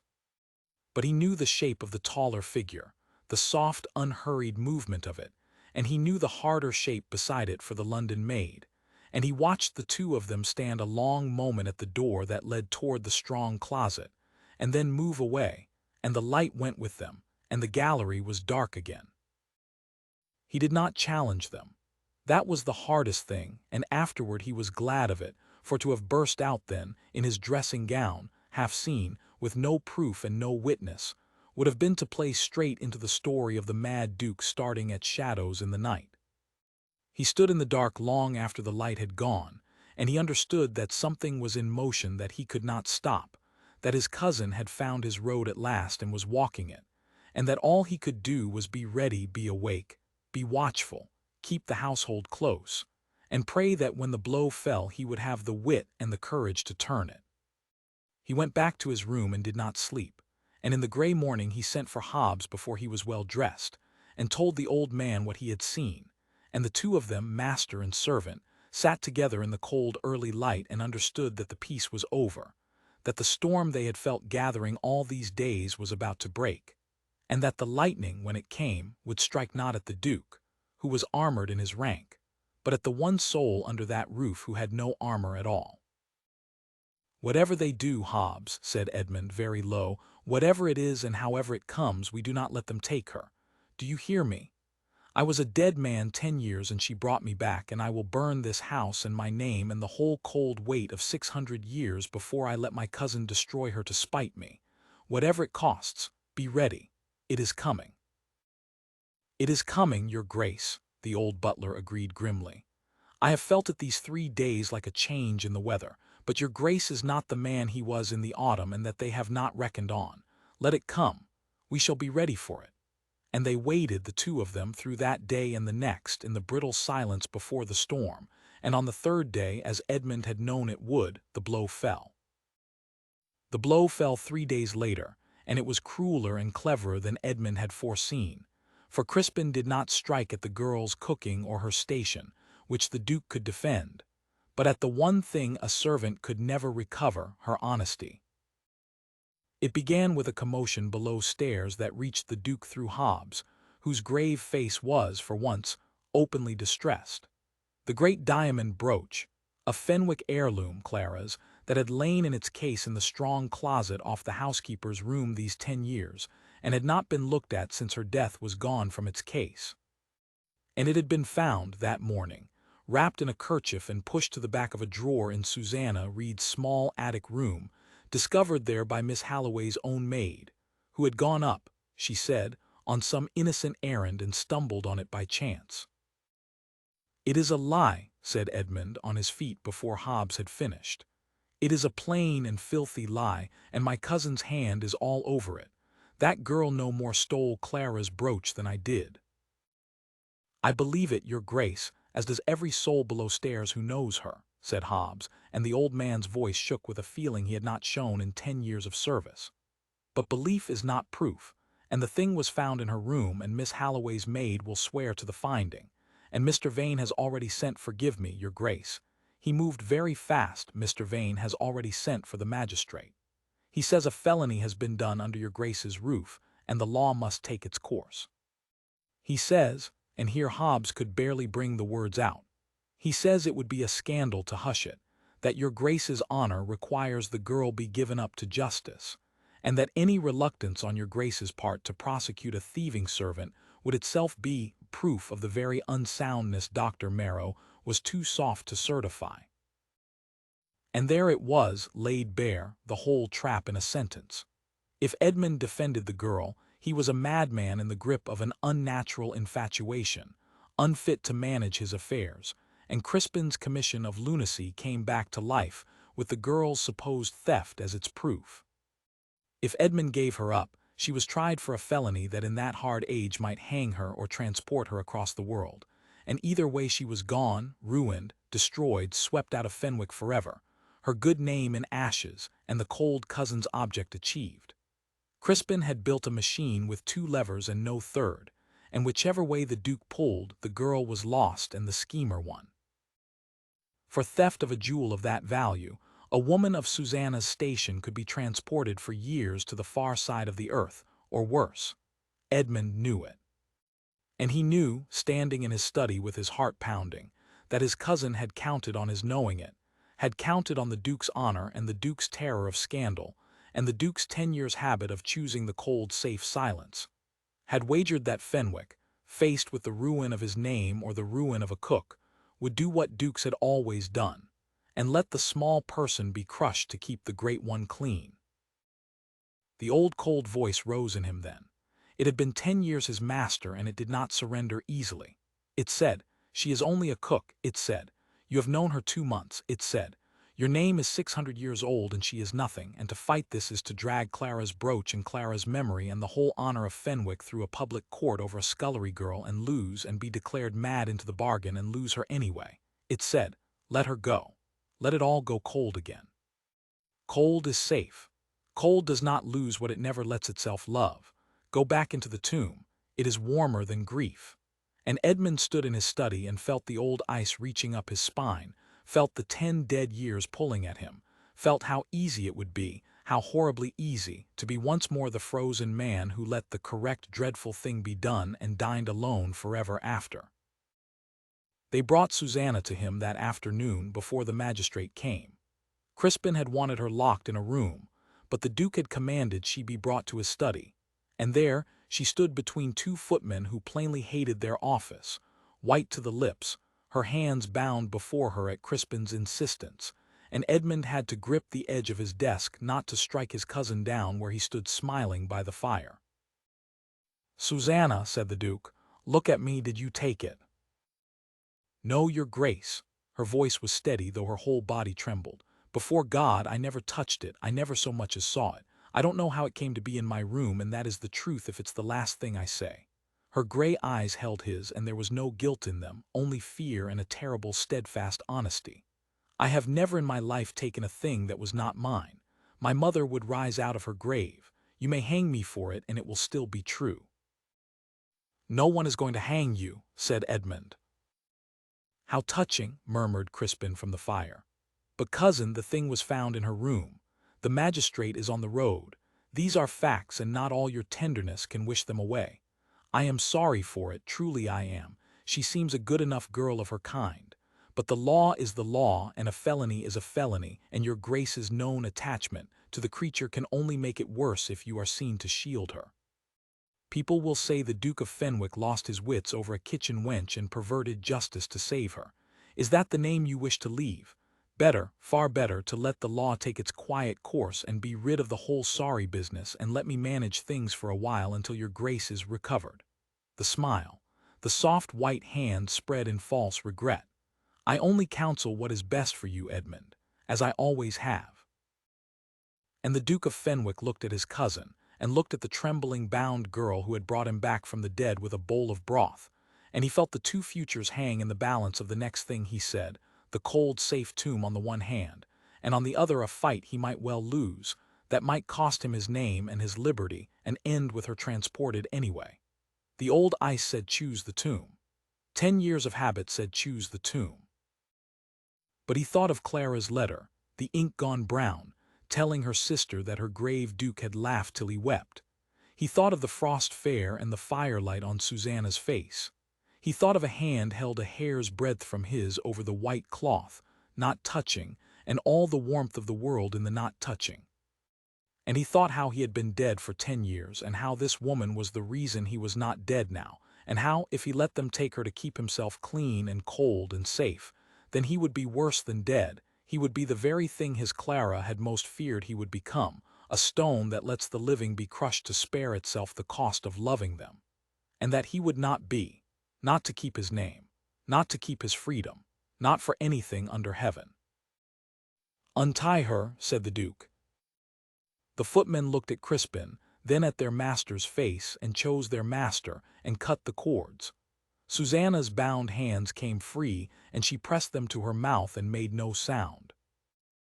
"Now hear me," said Edmund, and his voice filled the room, the voice of the Duke of Fenwick that had not been heard in 10 years, and Crispin's smile at last went out. "My cousin has done many clever things since he came into my house, but he has been too clever by half, for a lie needs only one loose thread to unravel it, and I mean to find it. That brooch was in the strong closet which is locked, and the key of which is kept where Hobbs. Hobbs in the doorway drew himself up. In my pantry, your grace, on a ring that never leaves my person by day and lies under my pillow by night. It has not been off my person these 10 years. No servant of this house could have had it, not the girl, not any of us without my knowing. Then how, said the Duke softly, turning to his cousin, did a jewel from a closet only you and I and Hobbs could open, Crispin, find its way to a cook's attic? For Hobbs did not take it, and I did not, and she did not. That leaves a very short list. Shall we send for the magistrate after all, cousin? I find I am suddenly eager to see him. Let us lay the whole matter before the law, the finding of it, and the keeping of the key, and Miss Halloway's maid who so conveniently searched a room she had no business in, and your own great haste to see a girl transported before ever the question of how was asked. Let us have it all in open court, in daylight, before a magistrate and whatever witnesses the county cares to send. You have wanted the law, Crispin. By God, you shall have it. Only I think, when it is done, it will not be the cook who stands in the dock. The color drained out of Crispin Vane's handsome face. He had built his machine for a frightened man, a grief-broken recluse who would do anything to avoid a scandal and could be handled, and the man before him now was not that man, was a duke awake and cold-eyed and utterly unafraid, and the whole scheme, which depended on Edmund's terror, cracked from top to bottom in the space of a breath. For a public inquiry was the one thing Crispin could not survive. It would ask the one question he had no answer to, which was how a jewel had passed from a locked closet to an attic without the only 3 keys in the house ever moving, and every road out of that question led back to Crispin's own door and Miss Halloway's lying maid. You would not, Crispin got out. The scandal, your name, you would not drag Fenwick through a public court over. I would drag Fenwick through fire, said the Duke, before I would let you sell one honest woman's life to keep my table cold. You mistook me, cousin. You took me for the dead man I was. But someone has taught me this winter that a warm house is worth more than a proud one, and I have learned the lesson, and I am done being afraid of you. He turned to Hobbs. Send James to the stable. The magistrate is coming, let him come. But send also to the village for Dr. Marrow, who I think has not yet gone back to town, and for Tom Ferris and 2 of the tenants as honest witnesses, and let us have this matter opened wide, tonight before all of them, so that no whisper of it can ever be told twice 2 different ways. Daylight, Hobbs. You told me once, bring the thing into daylight, and it has no more power to be imagined into something ugly. We are going to fill this room with light. And the old butler, with tears standing frankly in his eyes now and no shame in them, bowed lower than he had bowed in 10 years, and said, "With the greatest joy of my life, your grace," and went to do it. There were hours yet before the magistrate could come, for Sir Harry Combe lived the better part of a day's ride distant, and the winter roads were bad, and those hours were the strangest of Edmund's life. A suspended time, the outcome not yet made, the house holding its breath. Crispin had shut himself in the blue rooms with the Halloways to wait, and Edmund did not doubt they spent the hours shoring up their story, drilling the maid, agreeing on what each would swear. He let them. He had his own preparing to do, and he did it quietly, and he found in the doing of it a strength he had not known he owned. He would not have Susanna shut away like a prisoner, whatever Crispin demanded. He gave orders that she was to sit in Mrs. Prout's comfortable room off the still room, with the housekeeper and old Mrs. Grew for company and a good fire, and James at the door not as a jailer but as a guard against any of Crispin's party coming near her before the law arrived. And there, in the long waiting afternoon, the household of Fenwick showed its true colors, and Edmund, coming down himself to sit with her a while, for he would not leave her to bear it alone, whatever the world made of it, saw a thing that he carried in his heart ever after. They had gathered to her. Not one servant of that house believed the charge, not for a heartbeat, and they had come, in ones and twos as their work allowed, to sit with the accused girl, and take their stand beside her without a word of it being asked. Mrs. Prout, hard old flint of 30 years, sat with her arm frankly around Susanna's shoulders and her spectacles fogged with indignant tears, declaring to the room at large that in all her years she had never heard such wicked nonsense, and that she would say so to the magistrate's face, and to the king's if need be. Old blind Mrs. Grew held the girl's hand between her two withered ones and patted it and told her, over and over, that no soul who cooked a broth the way Susanna cooked a broth had a dishonest bone in her body, that she had known thieves in her time and could smell one, and that this dear child smelled of nothing but time and goodness. James stood at the door white with a fury he could barely hold, and Bess his sweetheart red-eyed beside him, and the scullery boy Susanna had nursed through his fever sat on the floor at her feet and would not be sent away. Even the grooms had heard, and sent up word by James that if the London gentleman thought to see a Fenwick servant carted off to jail on a lie, he might find the stable-yard slow to bring his carriage round when the time came for him to leave. Edmund stood in the doorway and looked at them all, gathered warm and stubborn and loyal around the frightened girl in the firelight, and his throat closed. This was the house he had let go cold for 10 years. This warmth had been here all along, beneath his floors, waiting this stubborn decency, this loyalty that wages could not buy and fear could not break, and he had never seen it, had walked over it every day like a man walking over a buried spring, until a gray-eyed cook had struck the ground and made it flow. He thought how nearly he had lost this, how nearly he had let the cold win, an hour gone by in the study, when the old ice had told him to give her up and save his name. And he was ashamed, and then he was resolved, harder than ever, that he would not lose it, not any of it, not the girl nor the warmth nor the good stubborn people who had made his house a home while he was too dead to notice. "Your Grace," said Mrs. Prout, rising and bobbing, flustered to see him there. "We were only, the poor child ought not to sit alone." And "You were doing," said Edmund, "exactly what the master of this house should have had the wit to order and did not, because you are all of you better than your master. Sit down, Mrs. Prout. Keep your arm where it is. She could not be in better company, and I will not have you rise for me." He came into the room, the Duke of Fenwick into the housekeeper's parlor where no duke had set foot in living memory, and he drew up a plain wooden chair and sat down among his servants as though it were the most natural thing in the world. And after the first stunned silence, something in the room eased and warmed, and Edmund sat with them through the waiting hours, and it was the nearest thing to peace he had known all that dreadful day. He spoke to Susanna quietly apart, while the others gave them what privacy a small room allowed. "You are not to be afraid," he told her. "I have seen my cousin's whole hand now, and it is a bad one, and it will not hold. The key never left Hobbs. That one fact undoes them, and they have not thought of it because clever men are always undone by the plain thing they overlook. When Sir Harry comes, we will lay it all before him in the open, every thread of it, and it will not stand. You will not be taken anywhere. I promise it, and I have never yet broken a promise, and I do not mean to begin with the most important one I have ever made." "I believe you, your Grace," she said low, and the fear in her gray eyes had eased, though it had not gone. "Though I hardly know why I should be so calm with the law coming and my whole life hanging on it. But I look at you, and at all of them," she glanced at the loyal, frightened faces around the fire, "and I find I am not so afraid as I was. I have been alone in the world a long time, your Grace, since my mother died. I had forgot what it was to have folk stand by me. I had forgot there was such a thing." Her voice caught. "Whatever comes of this day, I have had that back at least. I have that to keep.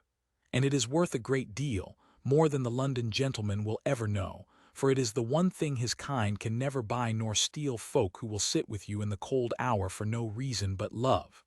He has all the cleverness in the world and none of that, and I am the richer of us too, whatever the magistrate says." The Duke of Fenwick looked at her a long moment and did not trust himself to answer, for what rose in him then was not a thing to be said in a crowded room with the law on the road.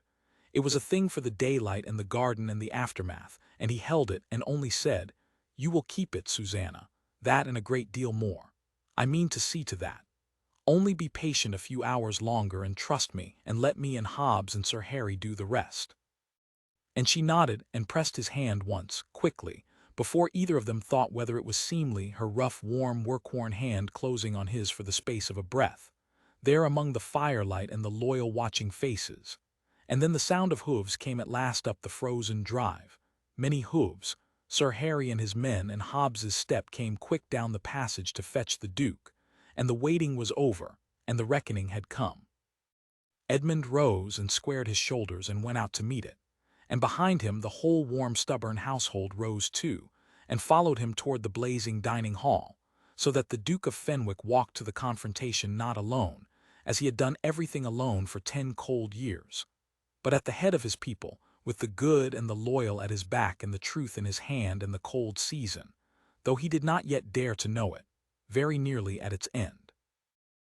The great dining hall of Fenwick had not held so many living souls in 10 years as it held that night, and every candle in the house was lit, so that the room where a dead man had dined alone in the dark for a decade blazed now from end to end, the long table shining, the silver throwing back the light, the shadows driven clear back into the corners where they belonged. The magistrate sat at the table's head with the Duke Sir Harry Combe, a plain, hard-riding country baronet who had known Edmund's father and had no love of London smoothness. Dr. Marrow was there, grave and watchful, glad enough to redeem his conscience. Old Tom Ferris stood by the wall with his hat in his hands and 2 of his sons beside him. Hobbs stood at the sideboard where he had stood 10,000 nights, and Mrs. Prout by the door, and James and even old Mrs. Grew wheeled to the fire in her chair, blind eyes turned toward the voices. Susanna sat at the Duke's own insistence in a chair to one side, no longer bound, no longer a prisoner, white and straight and silent. And Crispin Vane stood before them all with Miss Halloway and her mother stiff and frightened behind him, and his smoothness stretched thin as ice on a puddle, and cracking. Sir Harry did not take long. He was a plain man, and he asked plain questions, and the plain answers came out one upon another, and there was no smoothness could stand against them. The key to the strong closet had never left Hobbs's person, a dozen years of the old man's unbroken habit, and the word of every servant swore to it. The brooch could not have reached the attic by any hand that lacked the key, and no hand in the house had it save Hobbs's. Miss Halloway's maid, brought in and questioned sharp by Sir Harry, went a pieces within 5 minutes, a hard-faced London girl out of her depth, who first swore she had found the brooch by chance, then contradicted herself on where and when Sir Harry told her plainly that perjury before a magistrate in a felony was itself a transportable crime, and that she might choose very quickly whose neck she cared to save, burst into frightened tears and told the truth. That her mistress and the London gentleman together had given her the brooch and bid her hide it in the cook's drawer and pretend to find it, and had promised her 10 guineas and a place in a fine house for the doing of it. The silence in the blazing room was absolute. Then Sir Harry turned his hard old eyes on Crispin Vane, and Edmund watched his cousin understand that he was finished, that the machine he had built to crush a cook had swung round in the daylight and closed on its own maker, exactly as Hobbs had said a thing brought into the light must do. Crispin tried even then. He was a clever man, and clever men die hard. He blustered of the girl's mistake, of a servant's malice, of his own unblemished name against the word of a weeping maid. But Sir Harry cut him short. "A gentleman's name," said the baronet, "is not a shield against a felony, Mr. Vane, whatever you may have found it in town. You have suborned a servant to plant a jewel and swear away an innocent woman's life under the roof of your own kinsman, for I think we all here can guess what motive, and I have heard enough to bind you over for it, and to bind over Miss Halloway with you, and let the assizes take the rest." He looked at Edmund. "Unless your grace, whose house has been so abused, would sooner deal with your cousin privately and spare the family the assize court, it is your right to say. But say it now, for I'll not sit here past my supper." Edmund looked a long moment at Crispin Vane, at the soft white hand that had never done an honest day's work, at the handsome face gone gray and small, at the man who had come into his grief like a thief, and tried to sell a good woman's life to buy an estate. He found he had no wish to see even Crispin hang or transported. The winter had taught him something about the cost of coldness, and he would not pay it out, even in justice, even to this. But neither would the man ever set foot in Fenwick again. "You will leave my house tonight, Crispin," said the Duke, "and you will not come into it, nor into any house of mine, nor within the sound of my name, so long as we both live. Your allowance from the estate is ended from this hour. What you have is what you brought. There will be no more of Fenwick's money to you in my life or after it, for I mean to see the succession settled past your reach. Go back to town, and to whatever creditors wait for you there, and be very glad, that I have had a better teacher this winter than you, and learned mercy from her that you never troubled to learn from anyone. If Sir Harry will let it rest at your going, then go. But if I ever hear you have breathed one word against that woman's name," he did not raise his voice, and it was the more terrible for it, "I will have the whole matter opened at the assizes after all, and there will be no mercy in it. Now get out of my sight." Crispin Vane went. He gathered the Halloways, who would not look at him, and their carriages were brought round in the freezing dark, and they were gone down the long drive before midnight, and the great gates of Fenwick closed behind them, and the cold thing that had crept into the warming house crept out of it again and left the house warm. Edmund stood at the door and watched the carriage lamps dwindle down the drive and vanish, and felt no triumph, only a vast quiet, the quiet of a man who has come through a hard passage and is still standing at the far end of it and free. He did not speak to Susanna that night. It was too raw and the hour too late, and there were witnesses to see out and an old butler weeping quietly by the sideboard and a blind old cook to be wheeled back to her bed. But in the morning early he sent word that he would walk in the garden, and that Mrs. Reed might attend him there if she chose, not the kitchen, not the dining hall, but the garden in the open in the plain light of day, where a duke might speak to a woman as a man. She came out to him along the frosted path in her gray dress with a shawl about her shoulders, and the January sun was low and gold through the bare trees, and their breath smoked on the cold air, and for a moment neither of them could find a word. Then the Duke of Fenwick, who had faced down a magistrate and cast out his own blood the night before without a tremor, found that his hands were shaking, and put them behind his back and said, awkwardly like a boy, "You are not hurt. They did not the night, the fright of it you took no harm." "No, your grace, only frightened, it has passed." She looked up at him, grave and steady, though her eyes were bright. "Your grace saved my life. I know what I was accused of and what it would have cost me. I do not have the words to, there are no words for it. I shall thank you for it every day I live." "You need not thank me." He turned to face her fully and made himself say it, though his heart was going like a hammer. "Susanna, I am no good at this. I have not done it in 20 years and never thought to do it again, and a man of my years and station has no business." He stopped and started over plainer. "I was dead. You know I was. 10 years I sat at that table in the dark and let the food go cold and called it faithfulness, when it was only fear of feeling anything again, because everything I had felt had been taken from me. And then a girl I had never seen carried up a bowl of broth because she thought a cold man might like to be warm, and I ate it, and I have been coming back to life ever since, one supper at a time, whether I would or no. I did not want to, I fought it, and it was you every step of it. You thought a dead man, Susanna Reed, and I do not think I can go back into the cold now, and I do not want to, and I will not ask you to make broth for me for the rest of my life and stand while I eat it and then go down to a cold attic alone. I have had enough of tables with only one soul at them." He took a breath. "I am asking you to be my wife. There, it is said. I know what I am and what you are and what the world will say of it, and I have found this winter that I do not care one straw for what the world will say, and that a warm house is worth more than a proud one, and that I would rather sit at my table with you across it than sit alone at the right hand of every duchess in England. Marry me. Fill the table. End the cold season for good." Susanna Reed stood very still in the low gold light, and the tears ran frankly down her face, and she did not wipe them. "Your Grace," she whispered, "Edmund, do you know what they will say? A duke and a cook. They will say I schemed for it. They will say I am no better than after last night, after the brooch. They will say I trapped you, that it was all of it a plot to catch a duke." "Let them say it," said Edmund. "Sir Harry heard the truth of last night with his own ears and will nail the lie of it to the church door if I ask him.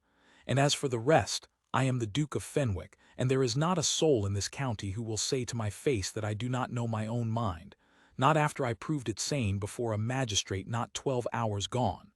Let them talk in London. We shall be here, warm, and not hear them."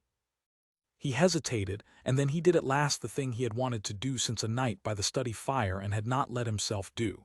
He reached out and took her red, work-worn hand in both of his, gently, in the plain daylight, in the open garden where anyone might see. "I have wanted to do that," he said low, "for a very long time. Say yes, Susanna, please." "Yes," she said, laughing and weeping at once. "Yes, of course, yes, how could it ever be anything but yes?" And the Duke of Fenwick raised her rough hand to his lips and kissed it, once, there in the frost and the gold light, and that was all, for they were both of them people who understood that some things are the sweeter for being kept, and the rest of it, the whole warm rest of their lives, could wait for the altar. And it did. They were married in the spring, in the small church at the edge of the park, and the whole village came, and the tenants, and Tom Ferris wept into his hat, and old Mrs. Grew was wheeled to the front pew and swore she could see the bride plain though she could see nothing else in the world. Hobbs gave her away, there being no one else to do it, and the old man walked her up the aisle straight as a soldier with his chin trembling and pride shining out of his lined old face. There was some talk in the county, of course, and a great deal of talk in London. But it was a 9 days' wonder like all such talk, and the Duke did not hear it, and the new Duchess did not heed it, and it died for want of any one at Fenwick to feed it. And the great table filled. That was the thing Edmund remembered ever after, the thing he had asked for in the garden and got 100-fold, the table filled. Not with grand company, they never cared for grand company.